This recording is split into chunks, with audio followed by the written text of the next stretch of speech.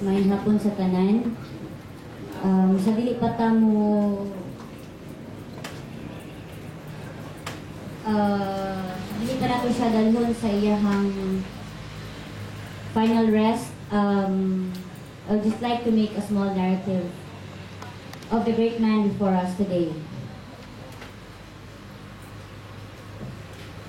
Martin Castañeda Magpayo had always been a simple man. Born and raised in the humble province of Tarlac, and grew up with two elder brothers and a rich brood of family around him. He grew up and became a dignified man, a hard-working and enterprising young man. It was during his blissful trade that he met the young lass Miguela Mendoza from Concepcion, Tarlac. Neither chance nor fate could explain how their paths met and how they found each other. In the years that followed, Martin and Ige were blessed with a handful of offsprings: Magdalena, Rogelio, Cecinando, Iluminado, Jovito, and Yolanda, who were all born under the Capas skies. Martin was a farmer. At the time of the Japanese regime in the 1940s, he was at the prime of his youth. This was when he enlisted in the fleet of the Philippine Scout and was recruited, ready to be brought to war when the Americans came to take over the Japanese. And although our young hero was a friend to the Japanese army, having close barter and business trades with some Japanese officers, he was a patriot, and hence he became a soldier. A soldier who almost died on death march in his own hometown, Capas, Tarlac, had it not been for the loving plea of his beloved Ige to leave the service and choose to live a peaceful life with his dear family. As loving and brave and honorable as he was, he left the Philippine Scout. He left the army. But the struggle had not been easy. It was the time of war. They had countless days when they had to hide under bushes or deny their own identity to escape being caught. And then independence was won, and a new hope was coming to the country. It was then that the Magpayo family came to Mindanao. This was part of the settlers being granted with land and relocation by the new Philippine government.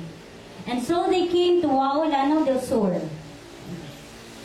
Little Olivia was then born, and Martin and Ige had their 7 bundle of joys. Life then was easy, light, and happy. Martin raised a good farm and also employed in the logging industry, which was back then legal and a necessity for the young Filipino nation. The children grew, found themselves work, and while the elder children chose to live in Bukidnon, the younger ones sought employment in Cagayan de Oro. Thus, Martin found a home in the bustling barangay of Carmen.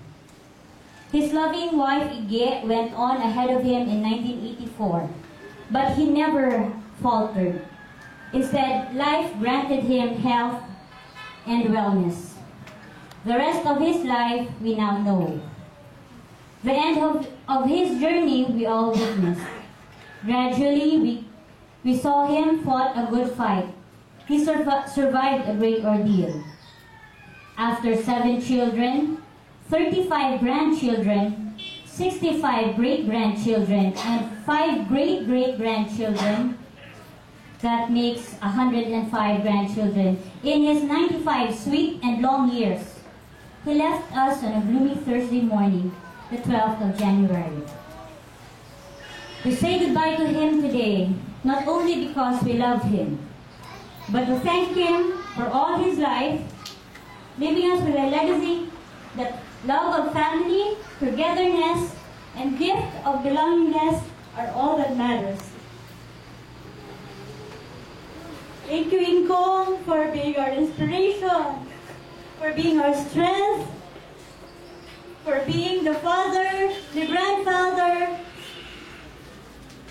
fellow Incong to us all. Words and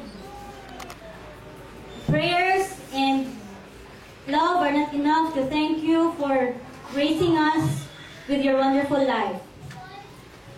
To help us bid goodbye, I would like to welcome our loving cousins and our nieces to dedicate a song to our dear Incong, the great Martin Castañeda Magpayo.